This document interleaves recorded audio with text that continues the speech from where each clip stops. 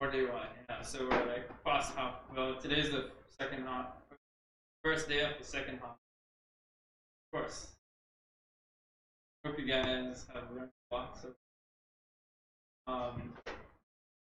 yeah, you should. Like, I was gonna write it over. Yeah, we should start that other program on part-time. Oh, the bootcamp. Yeah. Yeah, actually, good idea, but it'll take really long. Like if it was done like 5 times a week, it's still like from 6 to 9, still need at least like 20 to 30. Because right now it's 10 weeks and it's like 9 to 9. Basically. Yeah, I know. So if you do 6 to 9, then you need like at least 3 or 4 times the amount of weeks that you normally do. After this, like me, but actually, yeah, what options? Like okay, one of the options is good like online courses. Now you'll have a good fun.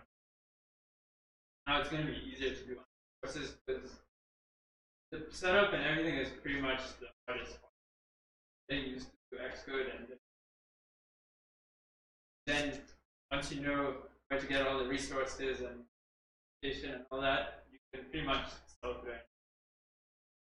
Online courses. There's a lot. There's like good YouTube channels that you can watch. Also like Apple documentation. That's to me it's the go-to thing if I'm learning about it. Apple. It depends what you're using. Yeah, like for example, we're gonna be using Parse server. Like if you wanted to use something like that, you would just look at the documentation for that and it'll tell you exactly how to use it. If you wanted to use Google stuff, like but amazing documentation. So like yeah, going to the primary documentation for that framework is the best thing to do. Then there's also other websites like Ray Wenderlift and this. I'll send you a few of these third-party websites that have tutorials on like quite random stuff, but things that people use quite often. Yeah, I'll send you a few. Like for beginner, like there's all levels. Yeah, if you can't do the boot camp and you want to know more, I think doing it online is the best.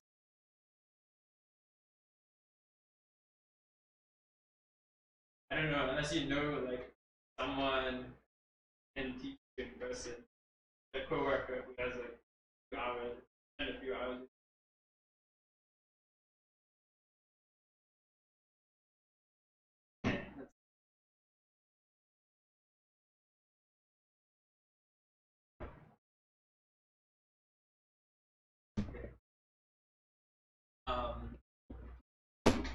Stream should be working. I posted an event.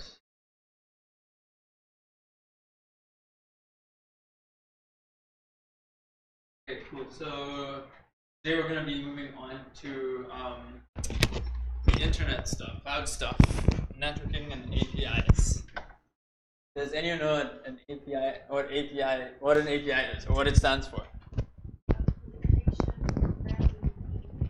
Yes, correct. Application Programming Interface. Some people say it sounds like a kind of beer, but that's not it. That's IPA. Okay, so a loose definition of what an API is. It's part of a server where we can get data from and send data to. Okay, but in more technical terms, it's actually a protocol that contains a set of functions and rules. And using those functions and rules, we can interact with the data. And yeah, you can have a local API, or you can have a remote API. We've used a lot of local APIs like table views, collection views.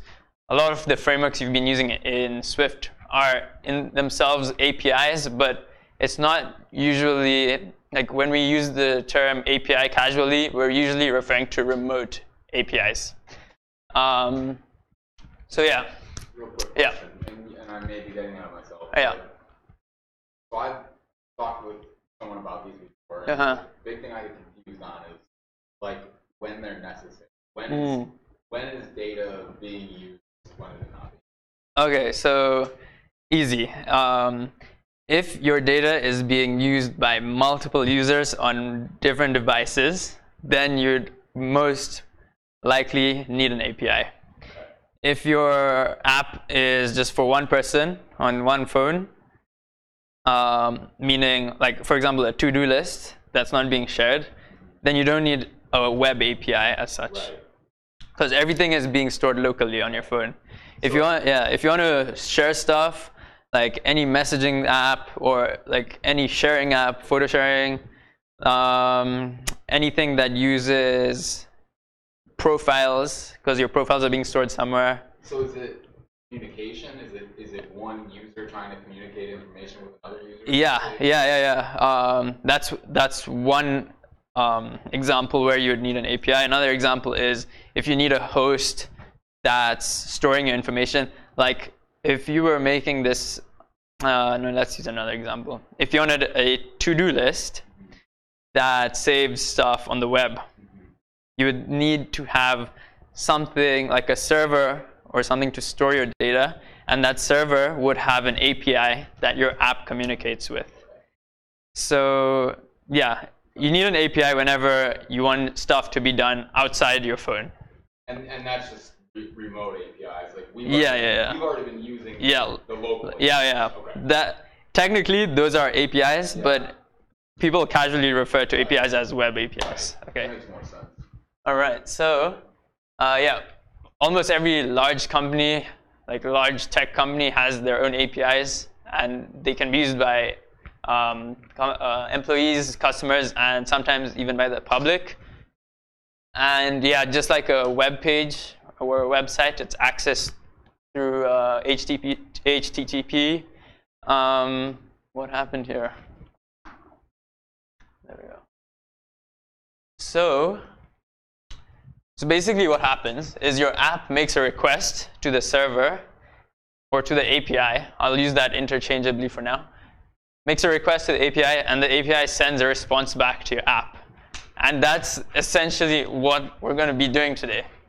The response always comes back as some sort of structured data. And in most cases, it's in this thing called JSON, which is a format of the data that we receive. Okay? So JSON stands for JavaScript Object Notation. And as I was saying, it's the format, like the file format of the data. And it's just a bunch of dictionaries and arrays. So remember, we were talking about dictionaries last time. Your dictionary could have an array in it, like as one of the values. And I'm going to show you guys an example of a JSON file. If I can get my browser.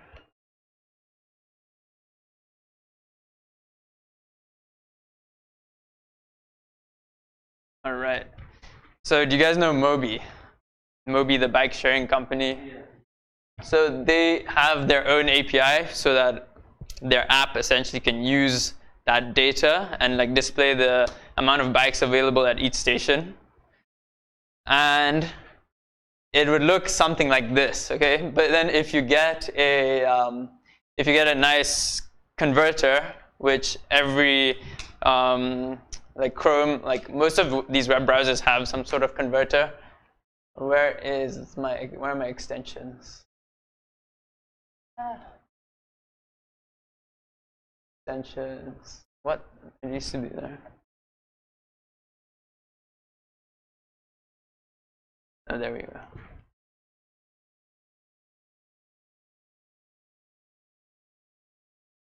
Okay, so these are my extensions. I have this thing called JSON viewer. Do that here. There. Yeah, why is it showing up behind? What exactly is this? So this is the JSON format I was talking about, okay? It looks really bad right now, but that's how it usually looks if you don't download an extension. I'm going to show you. XML is like JSON. They're not exactly the same. It's like how you would have a PDF and a docx. Like they both can have the same things in it, text and images and whatever, but they're different file formats. Okay, here we go, JSON viewer.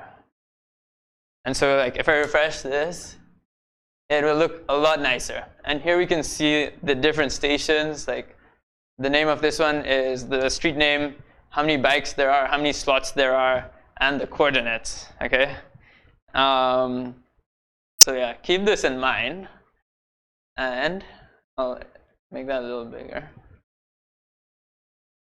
I'm going to show you an app.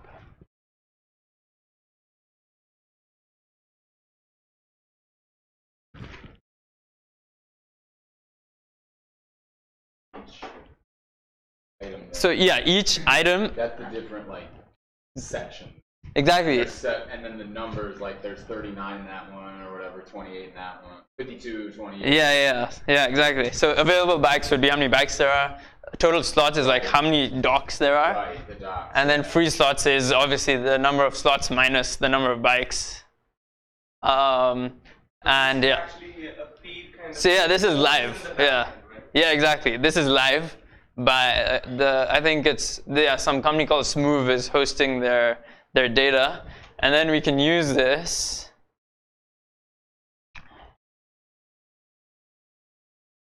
We can use this and like we can present it however we want. So I'll zoom out.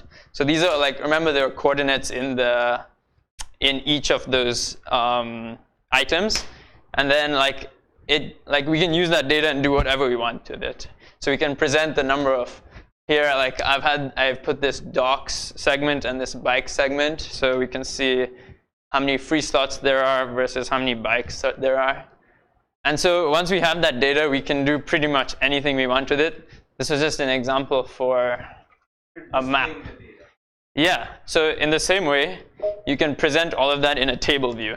Like you can, if you wanted to use Instagram's API, you could like search a bunch of photos using a keyword or using a geotag or whatever you wanted, and then you could display that in a table view. So the API is returning this kind of data, which is in a JSON format. That's all we've talked about so far. Okay. Would that be the same way to using? Yeah. When they suggest like a location for you. Yeah. They're using your.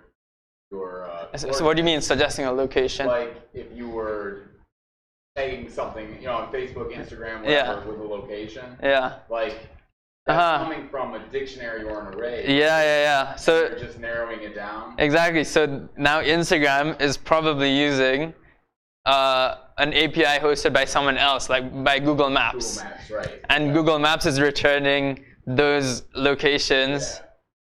In a similar format, maybe it's like XML or JSON, and then the Instagram app is converting that into a little table view that has like the different rows. Yeah. Okay. Yeah. Yeah, isn't Google Maps like one of the biggest? Yeah. APIs? Yeah. Okay. Google Maps Google has Maps, the Maps API. They also have Directions API. Yeah. They also have Places API where you can look up like restaurants and landmarks and all that kind of stuff. And like probably 100 others. Yeah, all of the Googles are for free, but then like I think if you're making more than like 1,000 requests a day, then you have to start paying. It's like a tier based thing. Because like obviously they know like if you're making money from your app, you should be paying them for their service. So it's kind of like hosting, like the more you use. Exactly. I think with with Parse Server, it's completely free because it's not being hosted by anyone. It's being hosted by yourself. Okay. Why were you using it? Right? In fact, no. It's not because it's free. But before Facebook used to own Parse, so it was Facebook's API. Oh, okay. And then they decided to give up on it. And then it's actually better that it's not owned by Facebook anymore because people can improve on it. Yeah. And like again, it's completely free. Cool. Okay, yeah, so as I showed you, like that's an example of JSON, the format. And just like how we were accessing elements in dictionaries before, you would access this value by doing that. My JSON, square brackets, some key. And to get this array of 1, 2, 3, 4, you would write that. Okay? It's nothing new. But we will be doing this like a lot today. So. And that would go inside of a function. Yeah, that can go like wherever you want. Usually in a function. Okay, so now that we know what APIs are, this is like more Swift specific. So yeah, networking in iOS is actually very simple. There's only like 3 lines of code that you like or 4 lines of code that you have to write to be able to connect to an API. But the only thing that makes networking a little more complex is the fact that there is always a time delay when making a network request. Like if you're connecting to the net or like requesting an API for some data, there's always going to be a small time delay. Whereas like so far we've just been doing stuff on our phone, and pretty much everything has been instantaneous. So that's why we haven't had to think about this thing called asynchronous tasks versus synchronous tasks. Yeah, so everything we've been doing so far is synchronous, meaning one thing is getting executed after the other. Okay, everything is like being done serially because there's no time delay. But now we're dealing with the web, and depending on someone's internet connection, it could take like a millisecond or it could take 10 seconds, right? So we have yeah, even like the server, like if you're using a local server, it's probably going to be really fast, but I think you'd still need to make it asynchronous. But yeah, don't think about local servers for now, because pretty much even if you're working at a company and your company has a server, it's still considered a remote server because it's not running in your laptop, or it's not running in your phone. That's what we mean by a local server. Yeah. Okay, so this thing about asynchronous versus synchronous takes us to multi-threading, and this is a very important concept in iOS. Just think about it as a few threads that are doing whatever they want to do. They could be empty, like nothing's happening on these threads. In new phones, there's like so many threads because there's so many different processes they've put in new phones. So I'll just draw this. Okay. So we have something called the main thread, which is like the one you guys have been using so far. You don't even need to know that you're using it because it automatically like does stuff on that. But now, if you want to make a network call, you have to use another thread, because if you make a network call here and it takes long, you're going to delay everything else. Okay, like your table view, if you're populating your table view data from the web, your table view is going to take like really long. It's going to be laggy, and your UI won't respond to anything. Okay, so that's why we have other threads, which are known as background threads. So there's like so many of these you could use.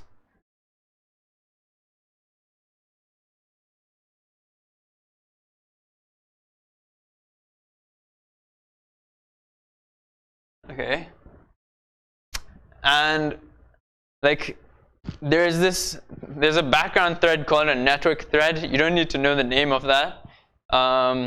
But just remember, like, these background threads have names. We never need to actually refer to those names.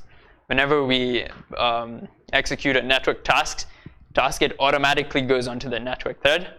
So don't worry about the name. Just remember, we have a main thread and background threads. This main thread is where all the UI stuff is happening. I'll call it the UI thread as well.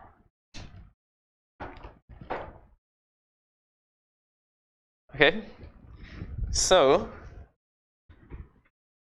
now Apple has this framework called URL session, and it manages all your network operations, and it makes it really easy for you to access the web. Remember I was saying, like, frameworks make your life so simple because they do everything for you. You just need to add a few lines of code and you're good to go. So this URL session has different things in it called tasks, and you can also call them URL session tasks. We're gonna see how to create a task. That's like gonna be the takeaway from this lecture. How to create a URL session task that requests an API for data, and you'll be able to receive the results and populate your table view with whatever you get back. Okay. So let's see. It's demo. Okay, so that's it. I'm gonna show you guys how to get that done. Coming back to this drawing.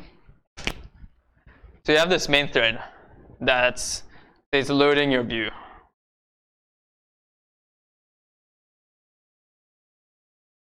Now, it's called, like, multi-threading is called asynchronous because you can use another thread, network call. You can use another thread, and like this UI thread, the main thread, still runs. Like everything else still happens on this while we're getting the data. That's why it's called asynchronous. You might have a lot of things that you want to load in your UI, and you don't want them to wait for your data. So you can let everything happen while this is happening, while your data is being retrieved. And whenever you get your data, it just comes back, and you can update your UI. Okay? So do you guys get the concept of multi-threading? Cool. Okay, perfect. We're good on time.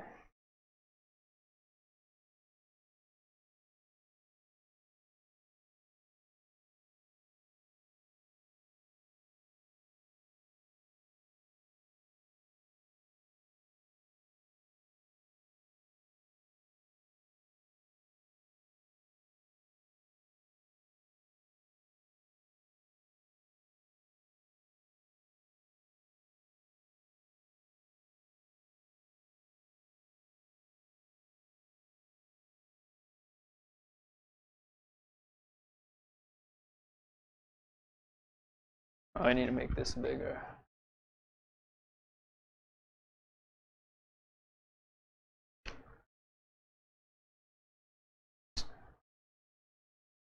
Okay, so guys, remember that that panogram thing I was making last time? So after fixing the constraints and everything, and re-adding the images, that's what it's looking like.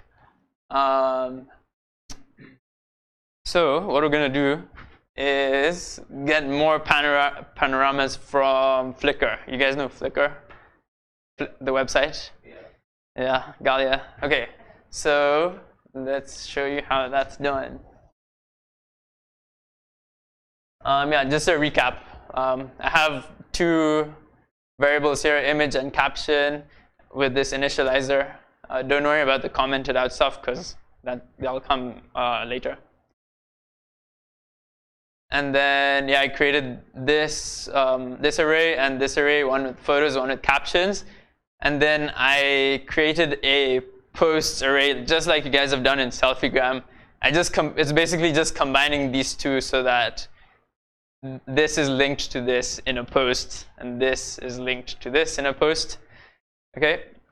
So if you guys don't get it, like here I've initialized a post with the 0th element of Pano photos, which is this one, and with the 0th element of the Pano captions, which is top of the world.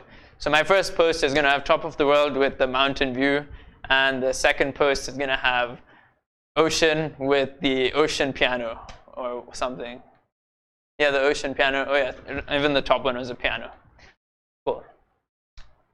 So that's nothing new there. All right. So now we want to get data from Flickr, okay? To do that, we have to go to Flickr's website.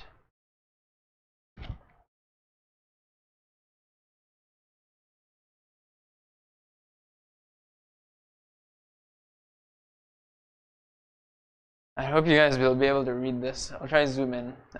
There's a link to this like in your assignment because you guys are going to be doing a similar thing. There's a link to this. Like usually the link, like if you want to access the API, it's just the website domain name /something/API. Okay.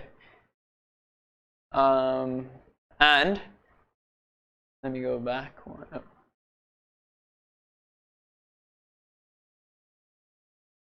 So this is the homepage of Flickr's API. We can do so many things. Like these are the different functions. Remember I said it's an API is a protocol that has a set of functions.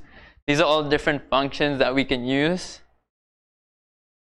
And we want to use one that returns photos of panoramas. So we can look through this, Here there's one called flickr.post.search. That's the one we want.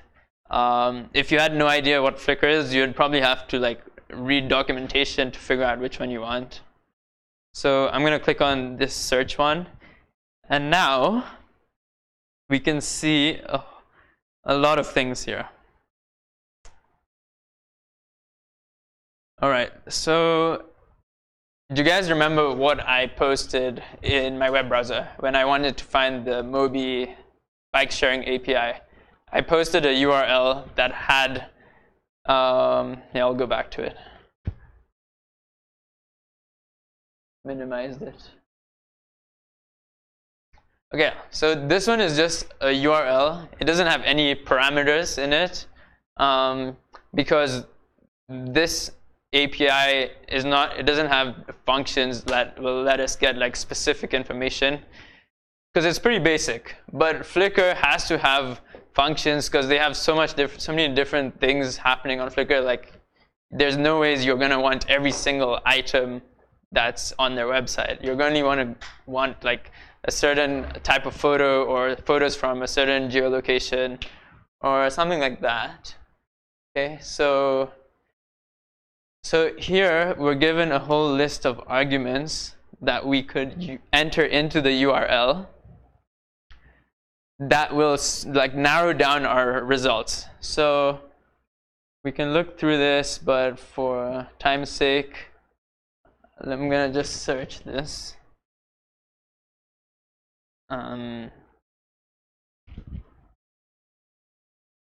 Okay, so here's one we could use to find panoramas. Text. So if like we can say if the text contains panorama, like return the result. Yeah. We could also use. Oh, I'm using the wrong screen here.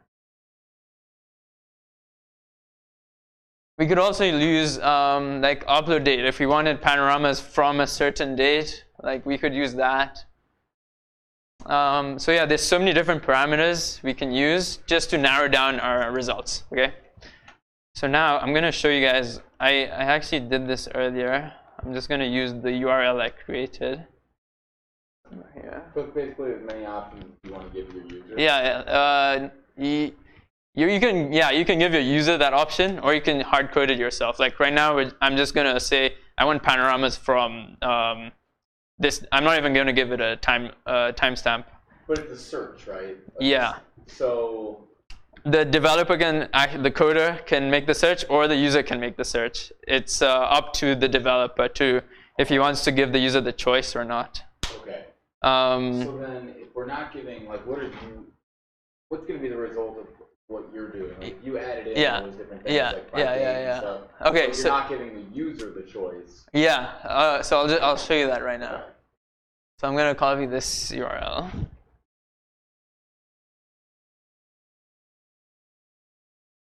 And I don't know if you guys can read that, but all of this till here, can you see where my cursor is? All of that till there is default, like you have to have that.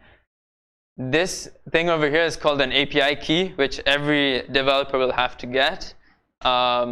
You could use mine if you wanted, but like typically when you're making an app, you'll need to get your own API key from Flickr, because you have to tell them why you're using it. Like you have to tell them the name of your app and like what the purpose is.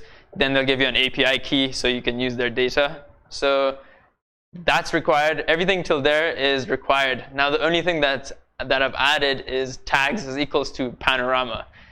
So the parameter name is tags, and the tag I want included in the photos is panorama. So if I hit enter, we'll see a list of, just like how we saw the other JSON file, we'll see a list of photos excluding the actual image itself. We'll see all the other details of all the panoramas on Flickr. Okay.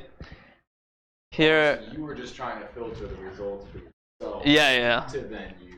Yeah, in the app. Yeah. Okay. So here, so this is a dictionary. We know that because it starts with a curly bracket, and I think I showed you guys that in last week. So this means dictionary. This is an array, okay? So if we follow this, can you guys read this? I'll zoom in there. Okay, cool. So this is a dictionary that has the key photos. I'm just gonna do it here so you guys understand it better.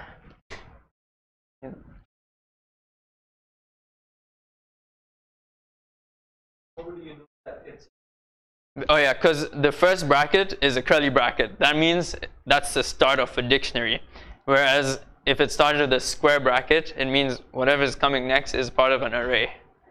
Okay, so in this case, we have a dictionary with the key. This marker, I need to get another marker soon. Here we go.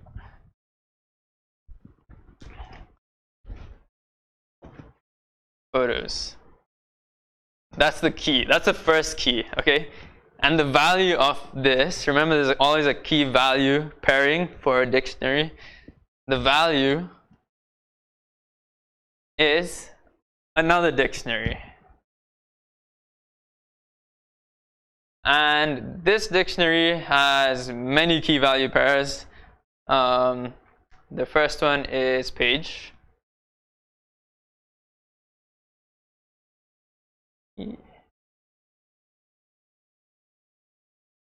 And the value is 1.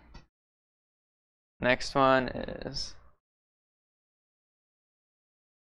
page is 1, 1, 2, whatever. And then I'm not gonna write per page and total because you guys get it now, I hope. So then the next one is photos. Oh, it's actually photo. And the value of that is an array of dictionaries, okay?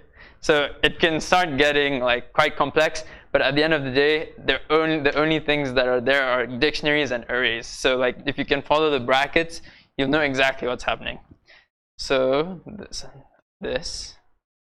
And then you have a key. The first key is ID, whatever, 4 to whatever. Next one is owner. Okay, I'm gonna stop there. 6, 5, 4. Okay, and then that dictionary ends. then there's a comma for the next element of the array.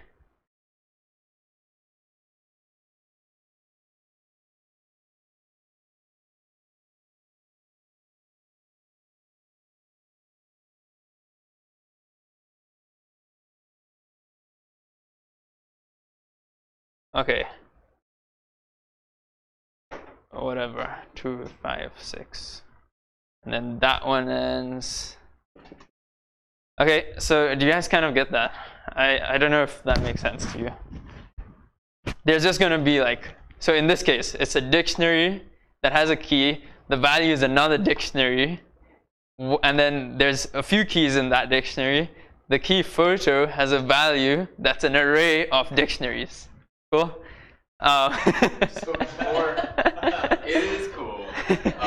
I mean, yeah, like, yeah. I get lost in a rabbit hole. Yeah. Can you, in your words, just explain really quick, as simple as possible, what's the difference between an array? An array always has single elements to it. Right. A dictionary always has a key value pairing. Right. Okay. Yeah, that's right. Yeah. Thank you. Cool. So that's why you need. You need dictionaries because you don't want to like store everything as an array. You want to be able to have like a reference to most of the data. But you need arrays in the case where like if you have so many dictionaries that are part of one like reference, you need to store them in an array. I'm trying to think of another example where you would have less. Let's go back to the Moby one. Comes down to flexibility, right? Yeah. Okay. Yeah. So this is actually easier to understand. So here we have a dictionary with the key result, and the value is an array of the stations. Each station has this key, this key, this key, this key, this key, and their values. Another station, this key, this key, this key. And so these are all elements of this array. Okay? Right. Thank you. Okay, so going back to the code. Back to the code. So we create this URL called, I've just called it URL, and we give it the string, okay? That's basically what I entered into the web browser. And remember I talked about URL session, which is the framework. You're basically going to create a task. So these, these 3 lines are, you don't have to memorize them. Even I forget them and then I copy it from somewhere, like either documentation or a previous project or something. You create a task by using this URL session shared data task. You give it the URL as a parameter, and you also give it this thing called a completion handler.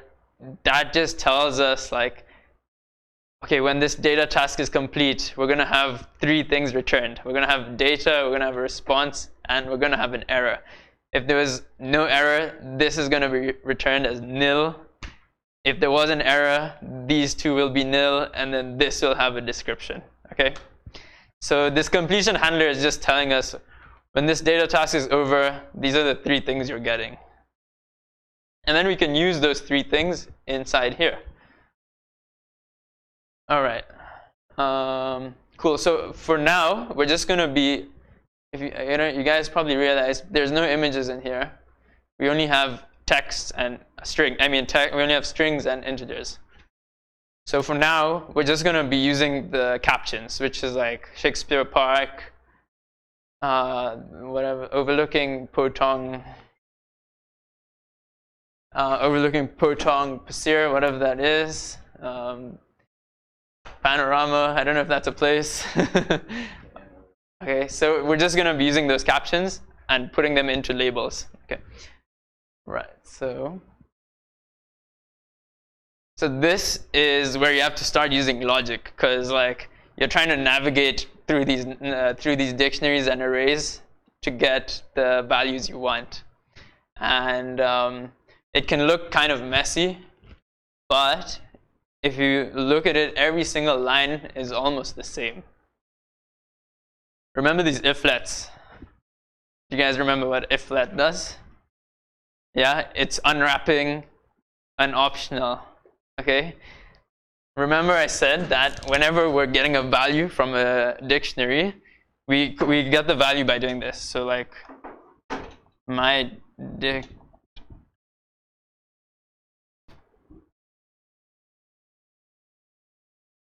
key name is the value. Okay, that's how we get it. But this always returns an optional because that key might not exist, right? You're the one that's telling it, get the value from this key, but when it runs, if that key doesn't exist, it might be returned as nil. So this is always returned as an optional, okay? So that's why we use these iflets. Now, this JSON, I'm not gonna don't worry about this try JSON serialization, but just remember that is making the whole file into a dictionary, because Swift doesn't read JSON format. We have to convert that whole thing into a dictionary. So that's what that's doing. Okay. And here we're converting it into a dictionary that's got a string as the key and anything else. Like any object means it can be an integer, it can be an array, it can be another dictionary, or an integer or a string as the value. So that's a good way of saying I don't know what it is, so let it be anything. So we do an iflet there. If it's true, then it's going to go into this block. If there is something returned, if it's not nil, we're going to go into this next block. And then we're going to say, okay, now look in the dictionary called photos, which is the first one. If something exists, then go into the next one, photos array, which is this one here. Okay, so we move from there. We're like, if this exists, then get the value of this. If this exists, that's where we are. Yeah, so if that exists, now we know there's an array of items. So as we were iterating over arrays before, we used the for loop syntax, which is for whatever you want to call that in the array you just created. And then again, because we're accessing another dictionary, we have to say if that caption is equals to photo title, because I didn't get that far, but there's a key called title there that has the caption as the value. And yeah, so we get the caption, and then we can create the post.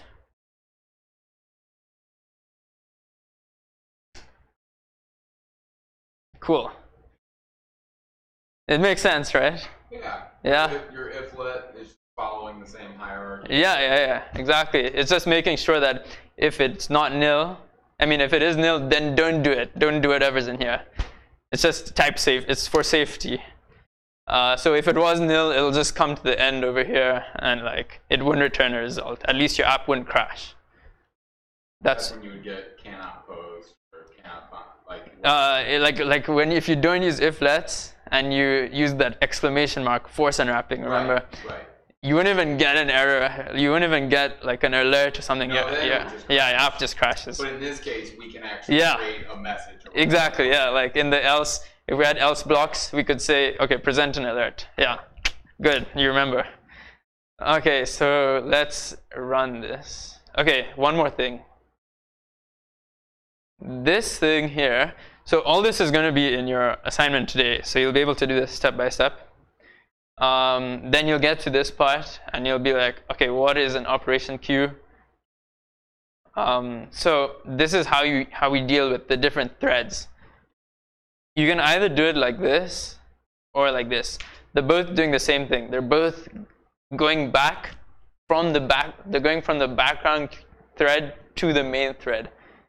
When we created this task over here, it automatically uses the network thread. So we don't even need to tell it use a different thread, because this function does that automatically. But when we want to update the user interface, when we want to populate the table view, we have to do that on the UI thread. Okay. If you don't, like if I did this, it'll give me a warning or something. Let's see.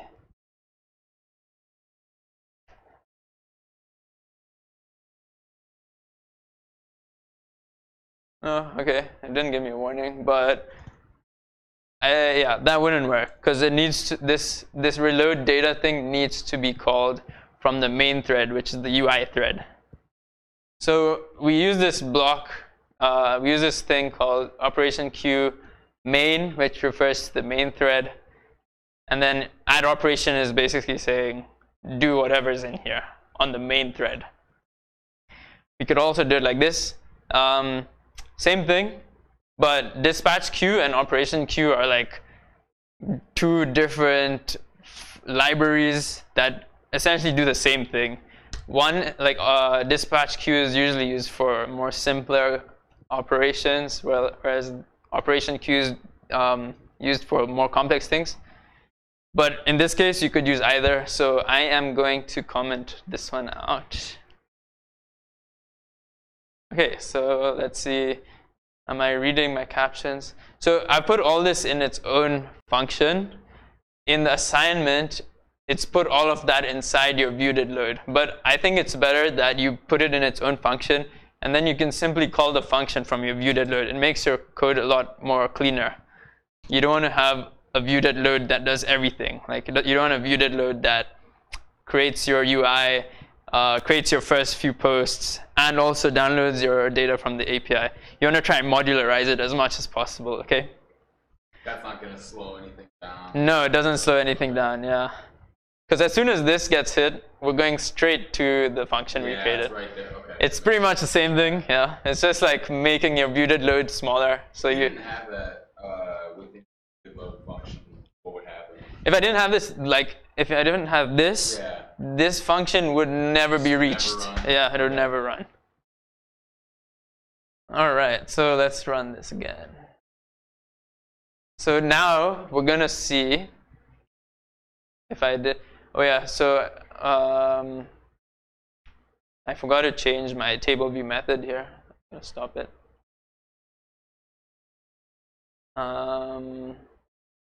So remember, we're not downloading the images yet, only the captions.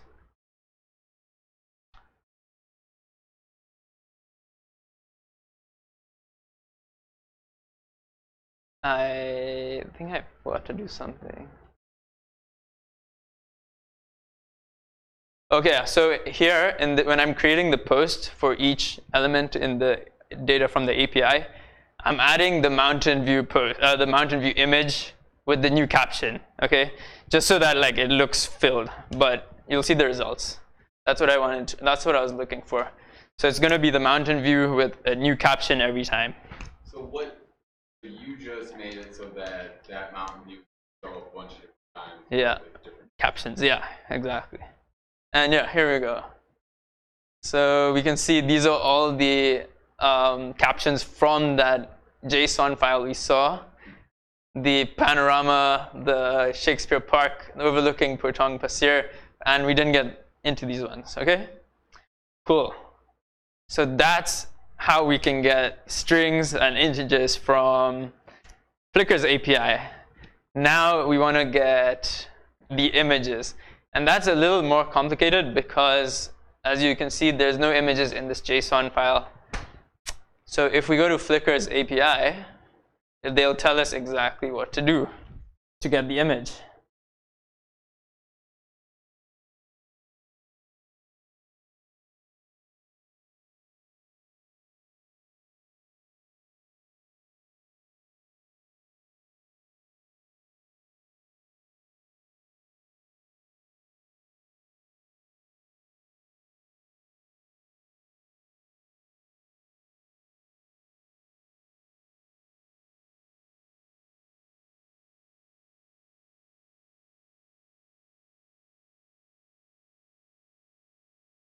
All right, I'm looking for the documentation. I thought I saved it. This was things that we did was just for the caption, yeah. captions. Yeah, just we're getting captions from Flickr. exactly, yeah. now we're going to also download the corresponding images so that they match. So each post is created with a new image and a new caption. Okay. So I can't find the documentation for that, but I'll show you what we're supposed to do. I can use this.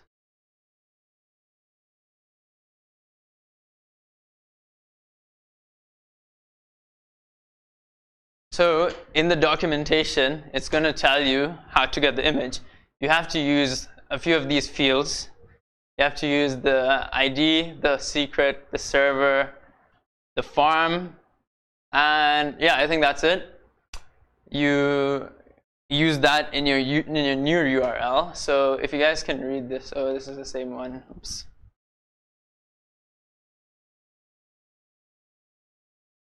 Where's Xcode here? Here. Oh yeah. Can you guys read this? Yeah. We're using the farm ID, the server ID, the photo ID, and the secret to get the image. So I'm going to copy this. So in our app, we're going to change these according to the data we get from here. So I'm just going to use an example. Let's use this one. We need the ID.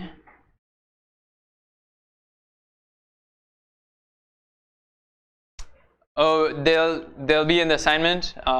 If you wanted to look for them manually, you'd have to go to the documentation, and then it'll tell you exactly what to do. But I don't want to look for them right now because I'm running out of time. Oh yeah, where was I? Photo ID. Without the brackets.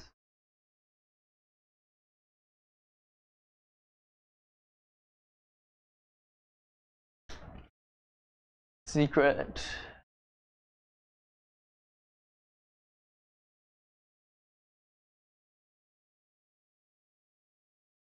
Farm.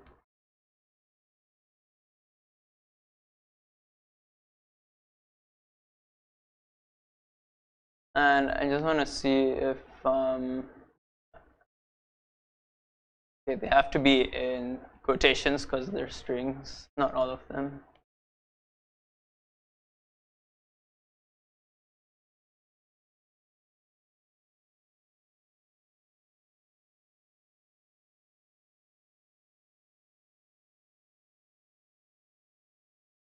Server ID, the string.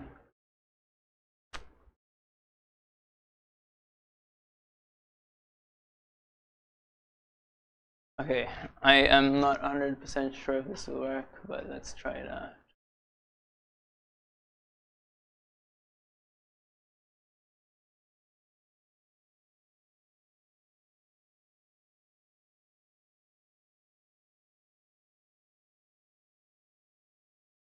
No, okay, so let me look at the documentation properly.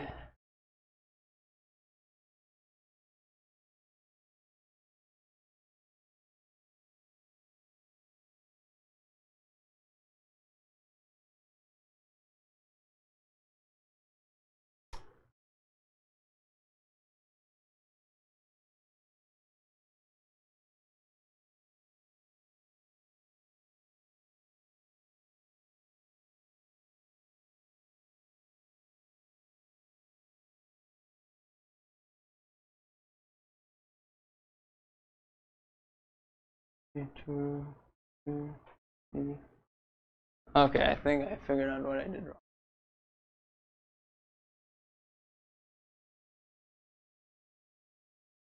So they're actually not supposed to have these speech marks. My bad.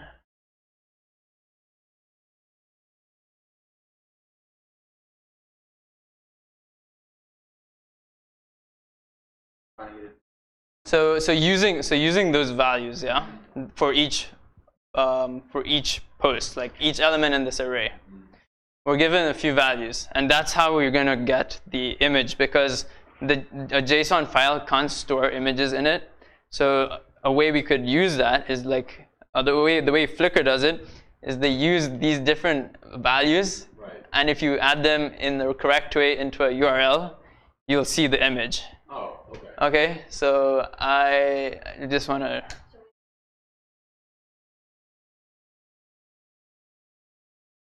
Yeah, exactly. So that's what in the for loop that we had, it's going to do that automatically.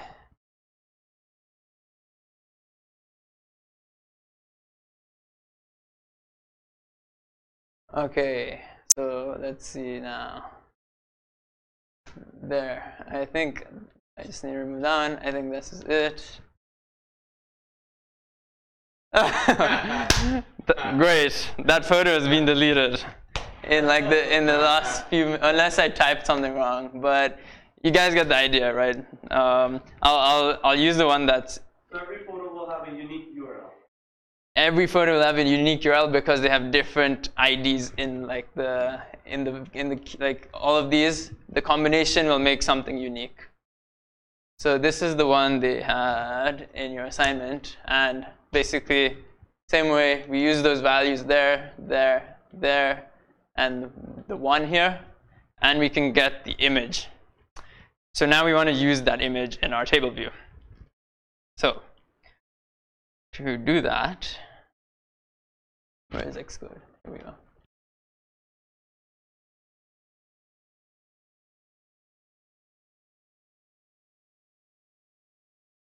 Oh, really?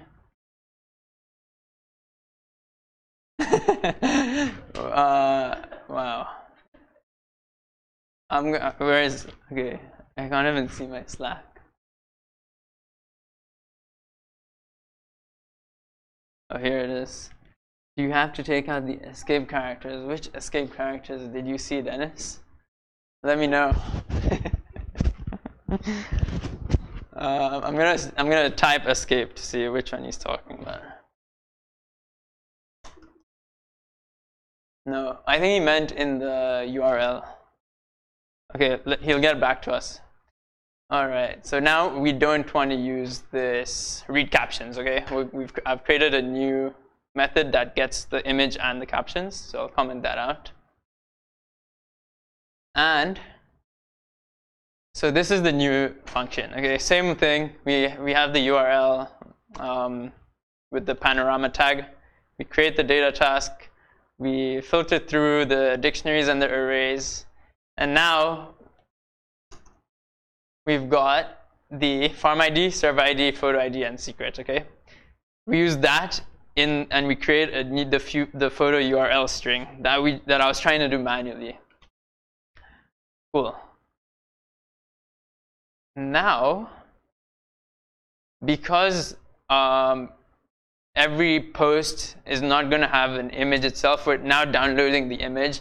I have to change my post class so that its property is a URL and not an image. Because we're downloading the images straight from the web, we're not going to be storing them on our phone, okay? So all we need is the URL. And so we'll have to change the initializer as well. Image.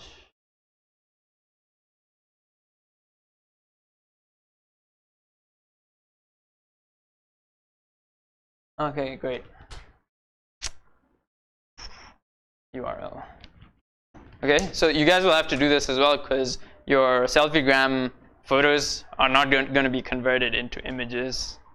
They're going to be downloaded straight from the internet.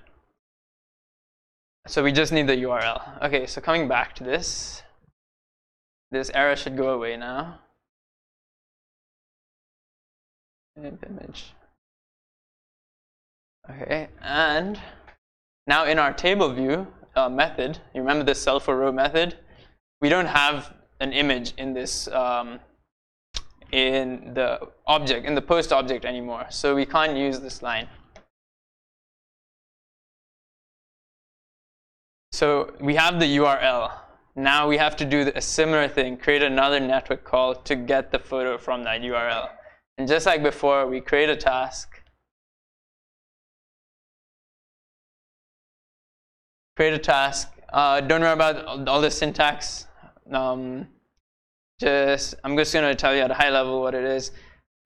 creating a task that has this URL. This is the URL for each object. And we're getting back the URL. We're getting the response, which is what we're going to use. And we're getting an error if there is one. OK, so same thing. We have to unwrap it.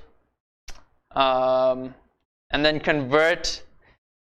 So I can see this is getting kind of complicated, but we're converting the data that we're receiving from the URL into an image.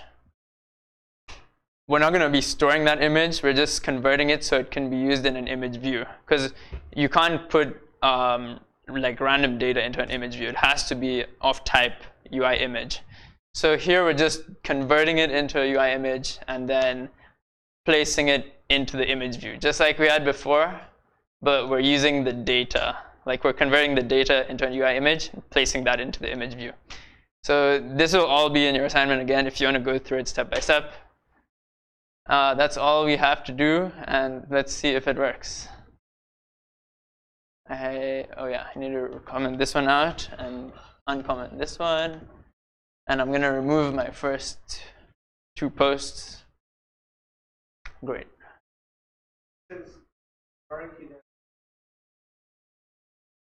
Flickr. Yeah. And it's the same all the APIs, or Every API will have a different structure and a different way to write the URL.